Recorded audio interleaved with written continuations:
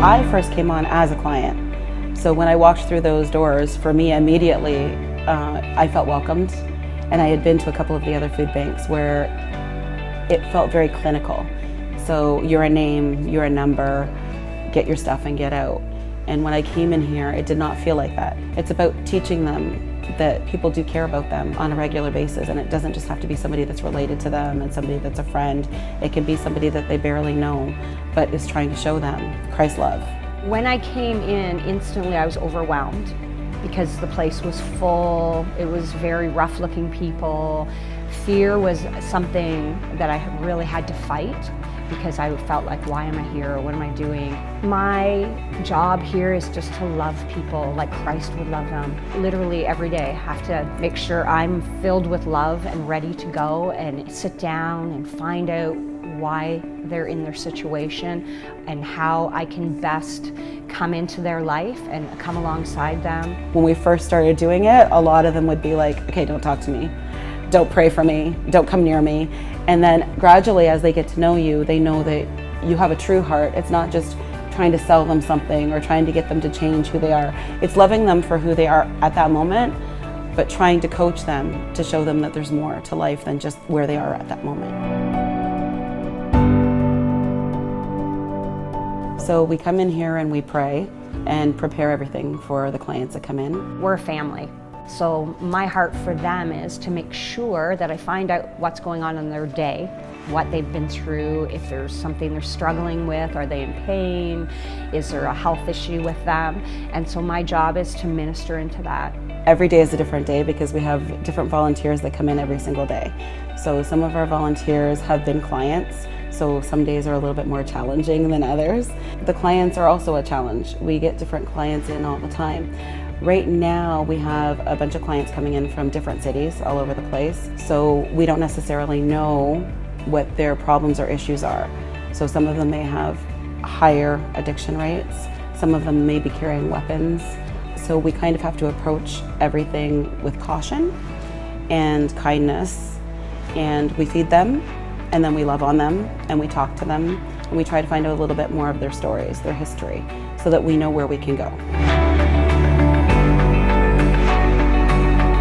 We have a clothing room that's available, so if they do need the clothing, then we have the clothing that's available. We have classes that start every day from 12:30 to 1:30, and that kind of helps them with life lessons. So we have addiction classes, we have classes on dealing with finances, we have classes on healthy eating.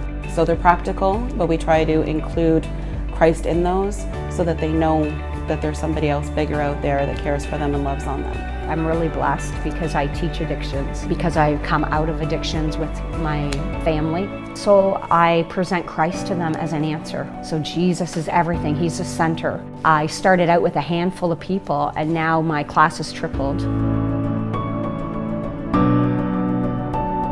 Sometimes we'll get to know people and communicate with them and have relationship with them, and then they just disappear. That part is hard because we don't know, have they gone back to the streets? Have they gone back to using? Have they found themselves in a very hard, difficult situation, or have they passed away? And sometimes they've passed away, and the Kingsway has been responsible for having memorial services. We take on that because there's no family. So actually in the last week, we had one of our ladies come back, and we hadn't seen her for a while, and she said, I just wanted to sit down with you for a couple minutes and tell you what's changed in my life. She goes, I haven't been here for a little while. And I was like, we haven't seen you for a couple of years. She was on the streets. She was working the streets. She was a drug user.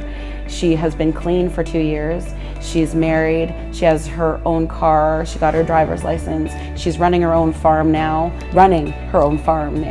And she wanted to come back and share that story. Sometimes this job is pretty hard. We don't know always if we're making a difference. We pray that we're making a difference, but we don't always get to hear the differences that we do make. And those are the kind of stories that we do want to hear. It's from the little to the big. I want to know that we made your week better, but I also would like to know that through us, Jesus made your whole life change. I would really like to see the way that people look at homelessness and the people that are on the streets differently.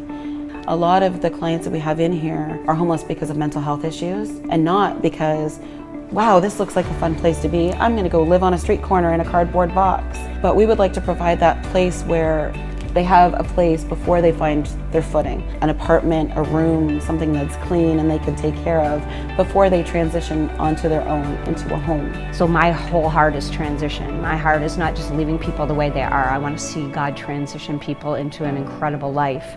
But for us here at the Kingsway, I dream big, because I believe that we're going to get a hotel. We're going to be able to house people here and help them get on their feet and get them a job and walk with them until their life's totally transitioned. So that is my heart, not just feeding people, presenting Christ to them, getting them secure in their life and seeing them come out of this lifestyle, giving them hope and knowing that there's something so much better for them than just living on the street and giving up.